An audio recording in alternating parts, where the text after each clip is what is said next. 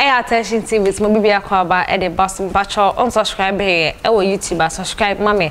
Let us go follow yen e wo Facebook @Attention Tvgh. Should we like, comment and also share.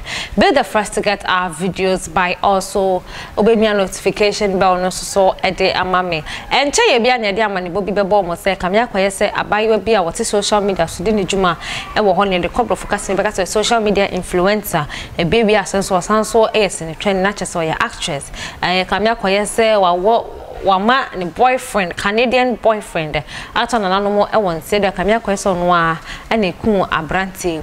Na tete ano o tre aban kukumu na ni na ene se kamia koye se obi ka ne ho ana wodi sa dwumadi no nene abayewa na nkasa ye ka ne ho asemi ene Safina Diamond ne best friend anadamfo a ono ne bokosua etafre ene nsemba komyeni ba beta bonta wechi ma kire se kamia koye se Safina ne boy ne kamia koye se run for your life. Let me save my life, let you save your life.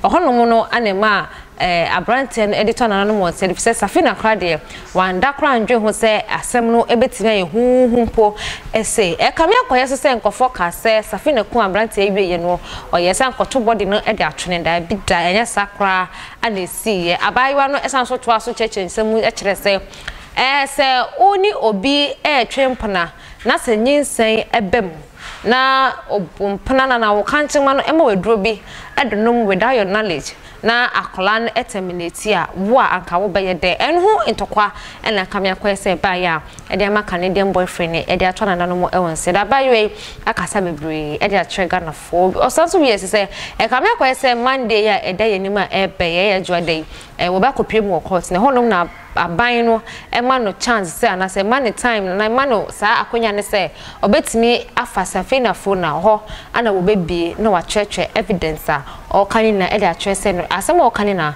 Safina de na onim possess na asem no e de ba kosi eno ntia busia yenko tie best friend of Safina Diamond allegedly say we ku ni Canadian boyfriend embassy. Yes, so after yes, and they met from Kumasi before coming to Accra. So as I said, yes, infinitely. Like they dated. Boy, no man is oh me daddy. So as I said, Emma, Sina no plan. She's very happy to get some them no. The videos no. The kind of queer. She's very hard to get, but the way I read no be anything. They started dating, and I dated one country and say he's a married man or one back and answer will be so as I say, you are man I'm bisa, but no more dating. I'm not the fine, I'm not for this. I'm not buying my new saying assembly them you know say you don't want kids now, you are not ready, blah blah blah blah blah blah and same thing. So as I say. No, or the two you see I'm ready and I'll be cancel baby and we invite me like this anybody no young so I say the guy was threatening her so we didn't say no and he send baby so I say yes me na me ho so me wo so I say yeah so me say no occasion is okay or person mo reconcile like omo boom no omo forget ya so as I say I'm out Safina poetry ko Kumasi so I'm omo spend some days before but Fina no mama Ghana so as I say yes mama Ghana and so oni mama pass our phone from my baby he even insulted her mom so as I say oh yeah no mama and daddy ni so as I say family be family kiss because no so person worry and my say nebano Muslim you're ready for be to Badia you can marry our daughter and I'll say you need to Baba you want to marry her so I say yes and I invite say no move back and I will invite him out so time no kai pan or call club Sina Pukacha me say I will go because this arrest guy already it's me so as I say I'm going that hotel I did chain yeah I'm club nearby and I did chain not knowing no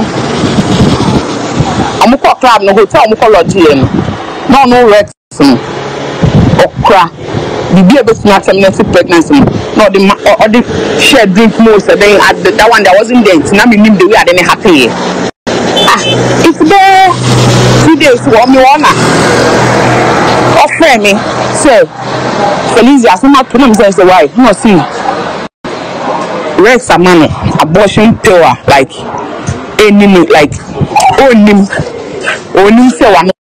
So what I say, hey, she was bleeding. Oh no, oh it would be father. She was bleeding. Okay, I can't no way. On 3 points, na simple. Father na boy here no. On 3 na simple. And private or private go. And I go if now. Catch me saying, on trust. No money man say no benya say dia na nyim say I say. Na for omo ho dey fufu bit me aba. So you continue with the marriage, she shouldn't worry about the pregnancy now saying or say they can give birth and blah blah blah blah. And I best start video. So what I say, yes, I best start video.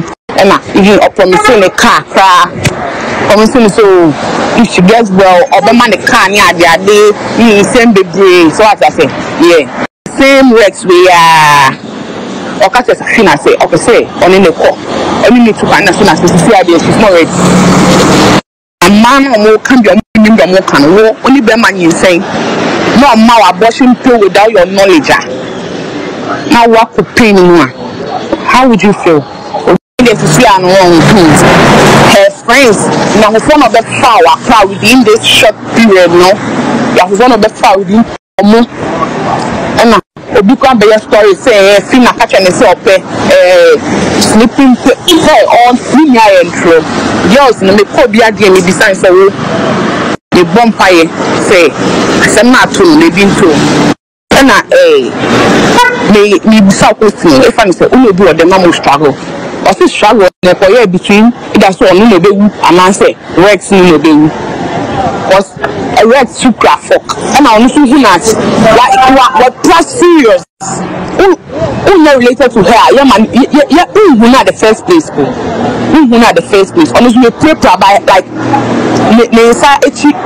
she one inside now or the nine side you know then the fuck I will walk like honestly we pray difference never miss on way only guy in here the who's a guy not perform not star big guy in here and I know once you call you feel her down that's what you want no catch on for this some say lazy and boys no more from almost see from my I'm pass on I was your best friend Eddie Masafina Diamond. I actually much less come up with a Canadian boyfriend and a debut to John. I mean, I say Queen Vasti Foundation and as a must not be Jimmy Day, I bet some attention TV. So, yeah, that's it. Bonusha, money.